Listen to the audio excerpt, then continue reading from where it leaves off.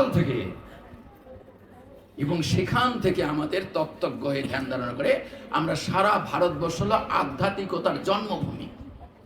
এই ভারত উপমহাদেশ হলো এখনো আধ্যাত্মিকতার জন্মভূমি। এখান থেকে তত্ত্ব সংগ্রহ হয়। কারণ আছে কোথায়? সব ভিতরে সাধনার ফলে প্রকাশ পায়। কেউ সৃষ্টি করে না, আছেই। সৃষ্টি আবার করবে কি? সৃষ্টি তো ছিলই অনন্তকাল থেকে, এবং এই সৃষ্টির যিনি সৃষ্টিকর্তা তিনি তো স্বয়ংভূ, তাকে কেউ সৃষ্টি করে নাই। ঈশ্বর ছিলেন, এখান থেকে শুরু। নাহলে তো প্রশ্ন আসে, ঈশ্বরকে আবার কে তৈরি করল?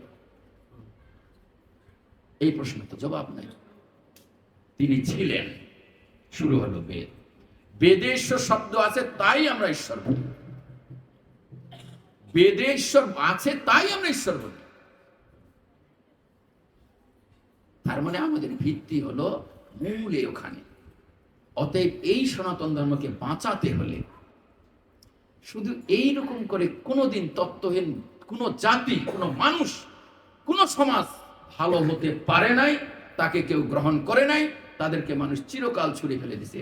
যেমন আমরা হলো ছুঁড়ে ফেলার বস্তু সারা পৃথিবীতে, শুধু জ্ঞানহীন মূর্খতার কারণে।